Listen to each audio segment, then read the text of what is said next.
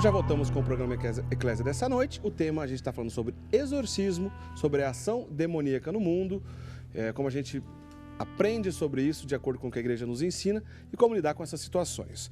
A gente está sorteando um livro na noite de hoje, um livro do Frei Elias Vela, que é um importante estudioso deste assunto. O livro chama-se O Anticristo, Quem é e Como Age. Você pode ligar para a gente, deixar o seu nome, que você vai concorrer então ao final do programa a esse livro. Mas quero lembrar também aos nossos amigos que esse livro está disponível aqui no nosso Dica 21.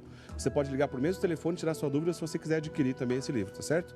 Como a Yolanda Andreto Ribani de São Paulo, a Marlene Gonçalves de Caratinga, Minas Gerais, a Maria Isabel Vieira de Campinas, Geni dos Santos de Jaguariúna, que já escreveram pra gente, o nome de vocês já vai estar aqui já pro sorteio no final do programa, entre outras pessoas, que não dá para ler o nome de todo mundo, é claro. Então nós conversamos no primeiro bloco sobre o início dessa história. A gente já entendeu que a existência do demônio, como o Padre Guido bem enfatizou, não é questão de aceitar. É uma profissão de fé, acreditar, que a igreja nos ensinou dessa maneira, que existe mesmo a ação maligna e a existência do demônio.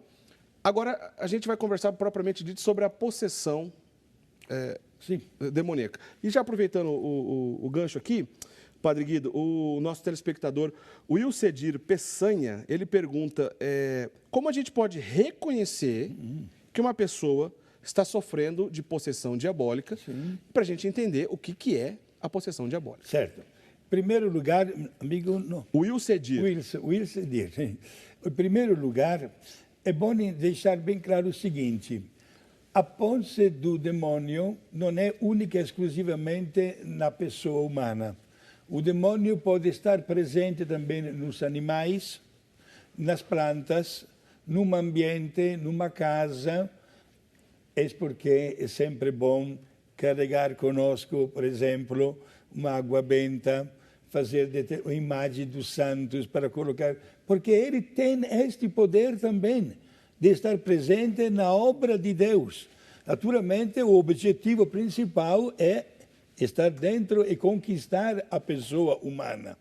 A posse do demônio é, em primeiro lugar, um poder que ele tem, mas única e exclusivamente para o corpo de uma pessoa, nunca para a alma. Digo isso porque há pessoas que dizem: se aquele cara foi possuído pelo demônio, vai para o inferno. Mentira! Não diga nunca uma coisa desta. O poder do demônio faz com que ele penetre o corpo de uma pessoa e por um tempo determinado.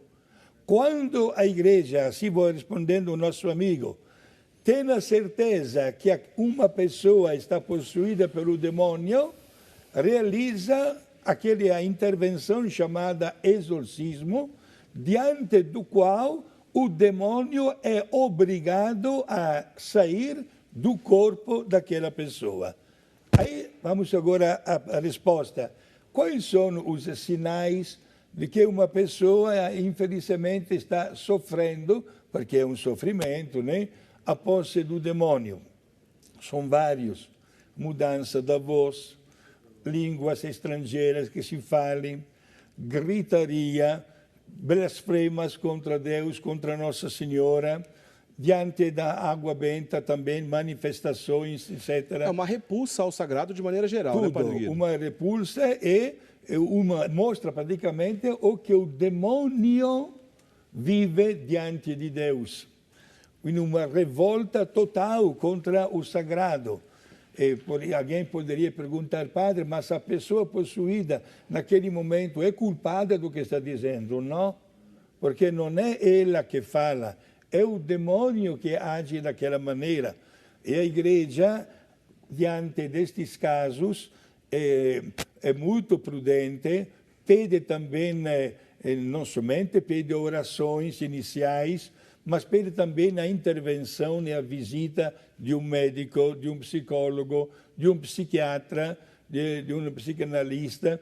Isto é porque o corpo humano, com a sua mente, manifesta tantas reações que às vezes podem ser confundidas, digamos assim, ou confusas com a posse do demônio, quando, pelo contrário... É alguma doença mental. É uma doença mental. Por isso é muito devagar quanto a isso. Mas isso não significa deixar o demônio de lado. Pelo contrário, a igreja tem toda a boa vontade de doar para aquela pessoa a serenidade e a libertação. E a igreja usa, seja a oração de libertação, como também quando tem a certeza que exatamente que é o demônio, a igreja usa este ministério reservado única e exclusivamente a um sacerdote com a licença explícita do seu bispo. Todos nós padres temos este poder, mas para poder realizar o exorcismo precisa a nomeação do bispo. Então, só respondendo a pergunta então do Rafael Espíndola e também da Maria Sintra de Oliveira, de Fronteira, Minas Gerais, então quer dizer que não é qualquer pessoa que pode fazer o exorcismo, não é qualquer um. Exato, não é qualquer um. E todas as dioceses, conforme o Código de Direito Canônico, devem ter um exorcista oficial, sacerdote, que é escolhido entre os padres, naturalmente, mais fervorosos, mais prudentes, mais bem equilibrados. De piedade comprovada. Comprovada. Pessoas, digamos assim, de um apego para a santidade extraordinária. Inclusive, Eric, é bom saber que quando um padre é escolhido para fazer um exorcismo, este padre se prepara com jejuns, com orações, pede para tantas congregações, especialmente de vida de estrita clausura de religiosos e religiosas, uma lembrança especial, preparando-se. Por quê? Aí que agora vem uma resposta que alguém pode ficar até um pouco assustado. Porque o demônio, na hora de receber o exorcismo, usa todas as suas forças, inclusive contra o padre que está fazendo o exorcismo. O que significa isso? O demônio é capaz de colocar diante do padre, para enfraquecer o padre, problemas ou até pecados que o padre fez. Não sei quantos de nós, vamos agora 40 anos para trás, foi no ano 1973, me parece, ou 74, que chegou aqui no Brasil aquele filme famoso Exorcista. Certo. Exato. Que era baseado num fato histórico que aconteceu para uma menina dos Estados Unidos. E a posse do demônio no corpo daquela criança durou 21 dias. Acontece que na hora de fazer o exorcismo, um padre que tinha sido escolhido pelo bispo, padre jovem, inteligentíssimo, inclusive acabava de conseguir um título de estudo dos mais altos e nobres nos Estados Unidos, ele foi escolhido para fazer o exorcismo, mas carregava dentro de si um peso de consciência. Qual? Exatamente na hora dos exames finais para este título de estudo, a mãe do padre ficou doente e veio falecer. E o padre, com a motivação dos exames, não foi dar assistência para a sua querida mamãe. O demônio, naquele momento, o que ele faz para enfraquecer o padre? Transforma o rosto da menina, possuída pelo demônio, por ele, né, no rosto da mamãe do padre, para que o padre faça um passo para trás. Uma confusão mental ali, né, com suas artimanhas. Exato. Isto é, o demônio usa uma dinâmica para enfraquecer o sacerdote, mas será sempre obrigado quando o exorcismo é feito em nome de Deus e com a autorização do bispo, o demônio será sempre obrigado a sair do corpo daquela pessoa. Bom, a gente já entendeu que a maioria dos casos da ação maligna é a chamada tentação, né? Que é uma vantagem, vamos dizer assim, para o demônio agir de maneira silenciosa e que ninguém fique perturbando ali a sua missão, vamos dizer assim, de ódio aos filhos de Deus. Agora, esses casos mais raros, Padre Guido, o senhor mesmo disse agora há pouco, a igreja conta também com o auxílio de outros profissionais da saúde mental, por exemplo, Sim. psiquiatras, psicólogos, para que, de repente, se for o caso de uma doença mental, não será aplicado oração de exorcismo. E, ao contrário, da mesma maneira, remédios e terapias não farão efeito sobre uma ação demoníaca.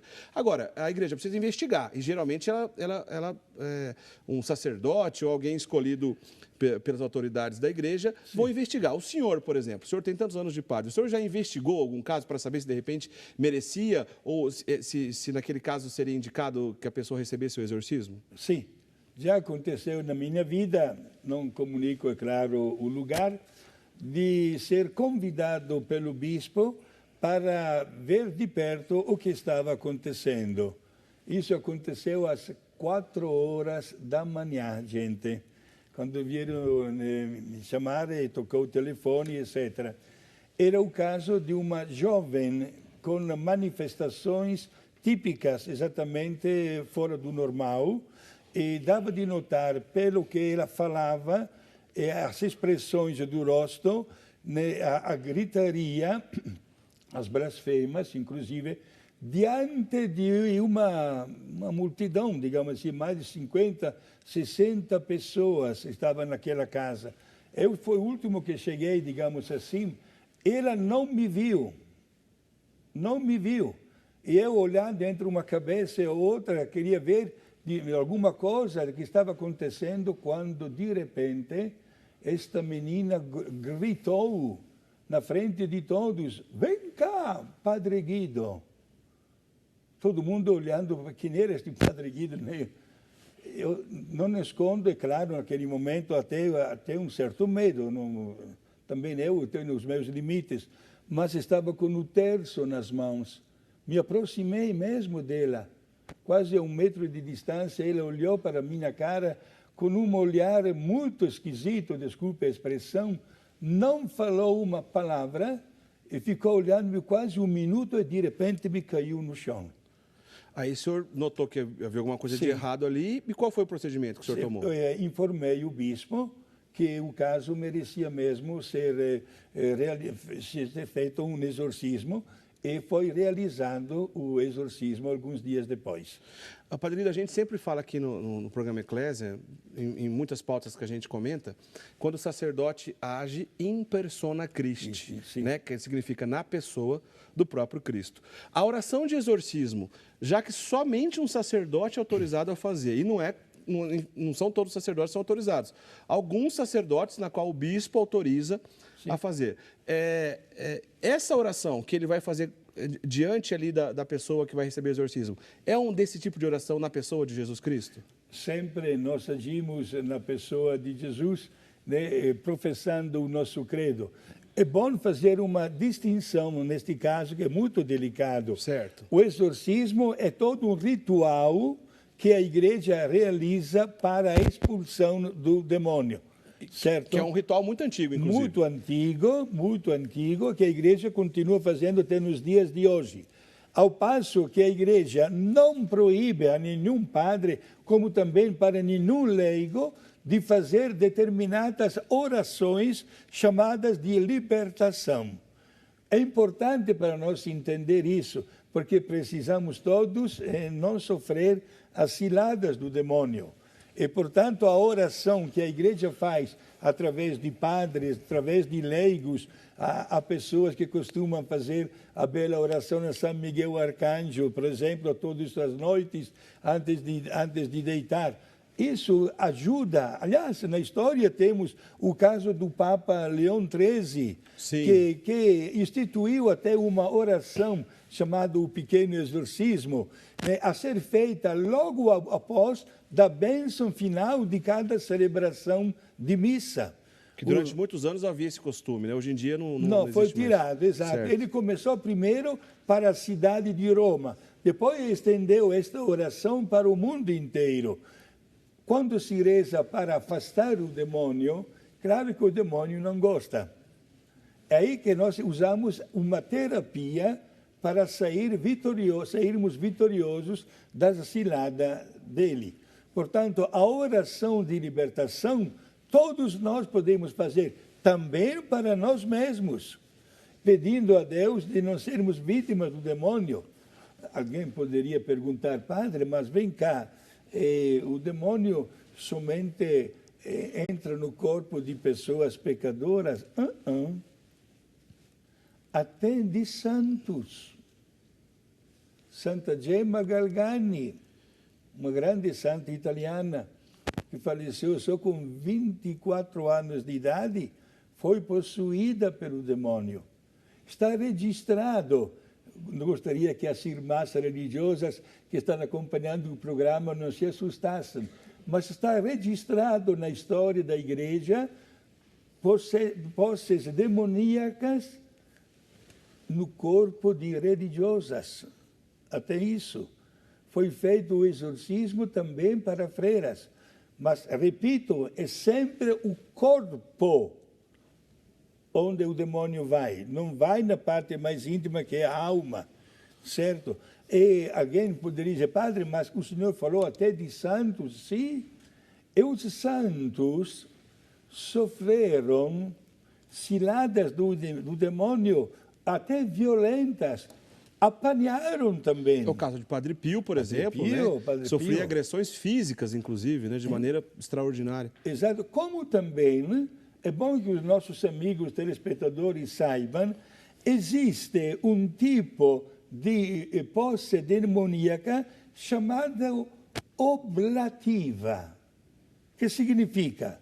Significa que a vítima sofre esta dura provação para, conforme os desígnios de Deus, expiar pecados alheios e obter para si própria aquelas graças espirituais, até isso.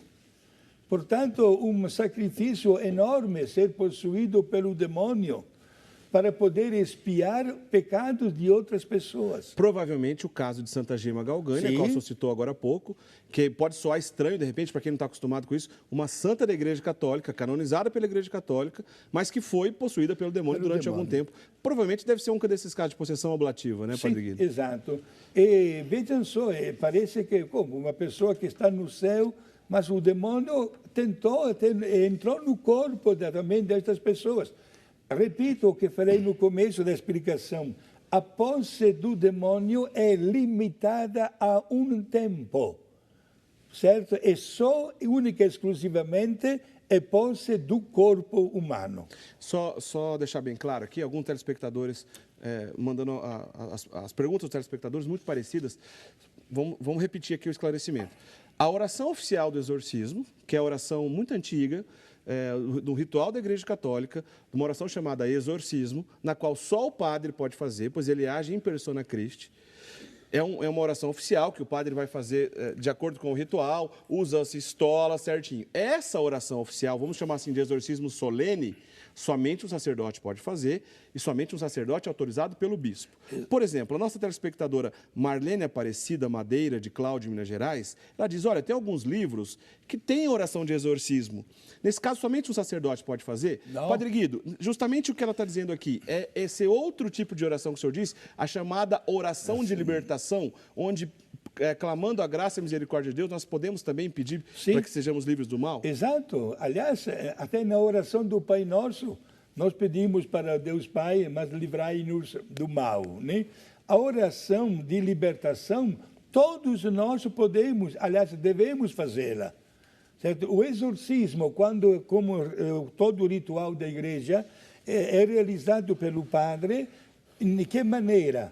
Ele obriga, em nome de Deus, o demônio de sair. E o que é que o padre mostra para o demônio? O crucifixo.